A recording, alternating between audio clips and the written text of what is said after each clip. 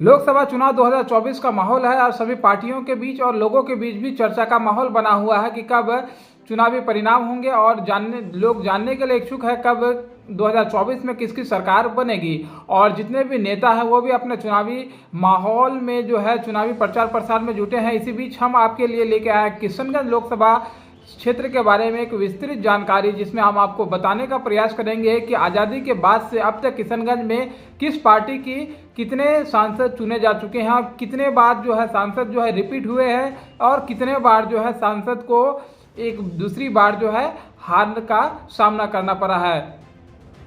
और आपको यह भी बताने का प्रयास करेंगे कि कहा जाता है कि मुस्लिम बाहुल इलाका है किशनगंज। क्या किशनगंज से कभी हिंदू सांसद भी चुने गए हैं? तो जी हाँ, किशनगंज से एक बार हिंदू सांसद को भी चुन के यहाँ से दिल्ली भेजा जा चुका है। पूरी जानकारी के लिए आप वीडियो में हमारे साथ बने रहें। आपसे रिक्वेस्ट है कि अगर आप हमारे चैनल पर नए हैं तो चैनल को सब्सक्राइब कीजिए। और चलिए आपको अब बताते हैं वो स्टेटिस्टिक्स जो 1952 से लेकर अब 2019 और 2024 में कौन सांसद चुने जाएंगे। नमस्कार, मैं हूं साजिद हुसैन। इस वीडियो में आपको बताएंगे कि किशनगंज में कब कब किस किस पार्टी की जो है सांसद जो है चुन के यहां से दिल्ली गए हैं और किशनगंज की जनता जो है कब कब किस पार्टी से कितने सांसद को चुनकर दिल्ली भेजने का काम किए हैं। यहां तक कि मुस्लिम बाहुल इलाका किशनगंज को माना जाता है। क्या किशनगंज से कभी नॉन मुस्लिम या हिंदू सांसद जो है वो चुन के दिल्ली गए हैं या फिर नहीं, इस बात को भी हमको बताएंगे वीडियो को आपको।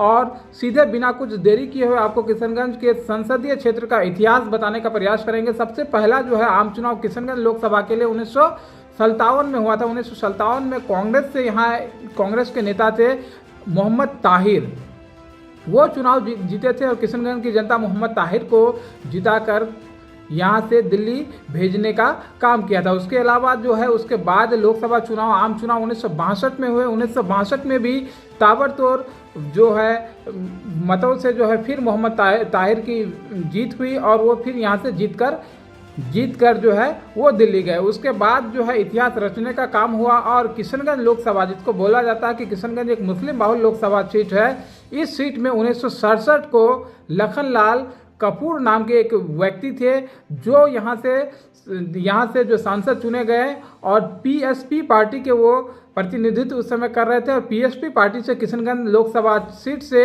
खलील लखनलाल कपूर जो है वो सांसद चुने गए थे और दिल्ली गए थे। जिसके बाद फिर 1971 में लोकसभा चुनाव हुआ और जमीलुर रहमान नाम से कांग्रेस के नेता थे, वो यहाँ से चुनाव जीते थे। फिर उसके बाद 1980 में लोकसभा चुनाव हुआ जिसमें फिर से जमीलुर रहमान की दोबारा जीत हुई। यानी अब तक जो हमको आपको आंकड़ा बता रहे हैं जिसमें मोहम्मद ताहिर जो है वो भी 2 बार कांग्रेस से सांसद चुने गए थे, जमीलुर रहमान 2 बार कांग्रेस से सांसद चुने गए। फिर 85 में इलेक्शन हुआ और 85 में जनता पार्टी से यहाँ सैयद शहाबुद्दीन चुनाव लड़े और सैयद शहाबुद्दीन को जीत मिली। जिसके बाद फिर 1989 में यहाँ चुनाव हुआ और 1989 में एमजी अकबर जो है कांग्रेस से यहाँ उम्मीदवार खड़ा हुए और कांग्रेस से यहाँ उनको जीत मिली। जिसके बाद फिर 1991 में आम चुनाव हुआ और सैयद शहाबुद्दीन जनता दल से इस समय यहाँ से चुनाव लड़ रहे थे, जनता दल से उन्हें जीत मिली थी। जिसके बाद 1996 में यहाँ आम चुनाव हुआ और आरजेडी को ये सीट जो है आरजेडी के खाते में गई और तस्लीमुद्दीन को यहाँ से सांसद चुना गया। जी हाँ,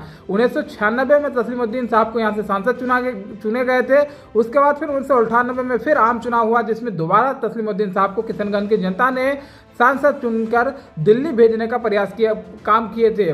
जिसके बाद 1999 में फिर आम चुनाव हुआ और उस समय फिर इतिहास बदला गया और इतिहास बदला क्योंकि उस समय बीजेपी से प्रत्याशी सैयद शाहनवाज हुसैन जीते 1999 में। याद रखें, 1999 में बीजेपी से सैयद शाहनवाज हुसैन जीते थे। बीजेपी से सैयद शाहनवाज हुसैन 1999 में जीते थे। जिसके बाद फिर 2004 में लोकसभा चुनाव के लिए आम चुनाव हुआ, उसमें फिर आरजेडी प्रत्याशी तस्लीमुद्दीन ने सैयद शाहनवाज हुसैन को हराया। जिसके बाद 2009 में आम चुनाव हुए और कांग्रेस से असरारुल हक काशमी जो है वो सांसद चुने गए 2009 में। 2009 के बाद 2014 में आम चुनाव हुआ और फिर कांग्रेस से ही सांसद असरारुल हक काशमी उम्मीदवार थे और फिर असरारुल हक काशमी को यहाँ की जनता ने चुनकर दिल्ली भेजने का काम किया था। और 2019 में जब असरारुल हक काशमी का निधन हो गया, जिसके बाद 2019 में किशनगंज के मौजूदा उस वक्त के विधायक डॉक्टर मोहम्मद जावेद आज़ाद के खाते में टिकट गई और डॉक्टर मोहम्मद जावेद आज़ाद 2019 में यहाँ से चुनाव लड़े। 2019 का वो दौर था जिसमें पूरे देश में मोदी लहर थी और पूरे बिहार में एक भी सीट महागठबंधन को नहीं आई थी। उस वक्त मोहम्मद जावेद आज़ाद जो है ये सीट बचाई थी और किशनगंज के लोग जो है एकमात्र लौता कांग्रेस के, बिहार से कांग्रेस के सांसद ही नहीं, कांग्रेस की नहीं बल्कि गठबंधन के एकमात्र सांसद को चुनकर यहाँ से दिल्ली भेजे थे। जिसके बाद अब 2024 में चुनाव हो रहा है। 2024 के चुनाव में क्या चुनावी परिणाम होंगे ये तो 4 जून को ही नतीजे सामने आएंगे। लेकिन आपको बता दें कि यहाँ मैदान में है अभी त्रिकोणीय मुकाबला बना हुआ, जिसमें एनडीए के तरफ से जेडीयू उम्मीदवार मास्टर मुजाहिद आलम है, एआईएमआईएम से चुनाव लड़ रहे हैं अख्तर उस्मान हैं और कांग्रेस से यहाँ के मौजूदा सांसद डॉक्टर मोहम्मद जावेद आज़ाद चुनाव लड़ रहे हैं। अगर आप रिपीट की बात करें तो देख सकते हैं कि कई बार जो है दूसरी बार रिपीट हुआ है।